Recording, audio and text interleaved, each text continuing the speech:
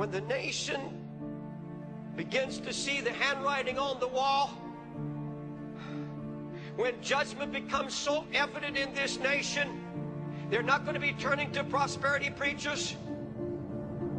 They're not going to be talking to those who said all is well. When the finger appears and handwriting is on the wall, and I see that finger appearing right now, the finger is already here. And when that finger begins to write judgment and everybody knows it's beginning to happen,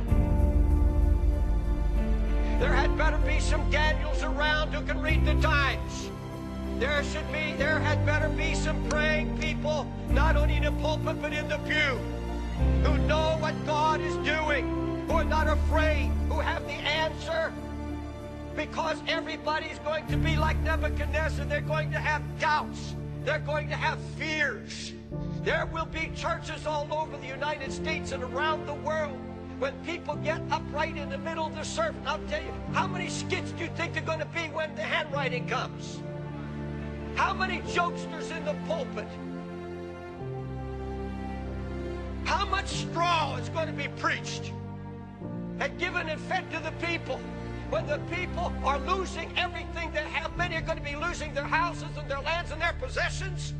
And they're going to get up right in the middle of the message and say, Pastor, what's happening? What's going on? You didn't tell us. You didn't warn us.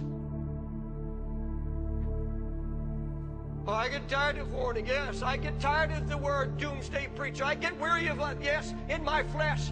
But there's something in my heart. I know that when the handwriting comes on the wall, it's going to be just like Nebuchadnezzar. Who has the answer? Who understands the times? Who can dissolve my doubts?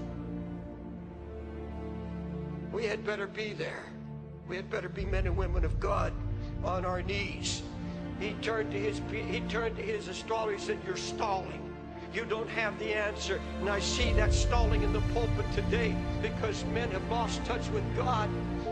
I thank God for the praying preachers, but there's so few. Like the man I told you about, Pastor, 1,200 people asked me and my wife out for dinner. And his wife said, we asked you out because my husband has a confession. She said, honey, you better tell him or I'll tell him. I thought it was going to be adultery. And he blurted out, he says, he said, Pastor Dave, he said, he said, I have to acknowledge, your preaching got a hold of me. He said, I have not prayed in 1 year. I've not prayed in 1 year. Successful pastor, people, church growing, and because there were certain people coming who wanted to hear what he had to say because there was no power in it to convict them.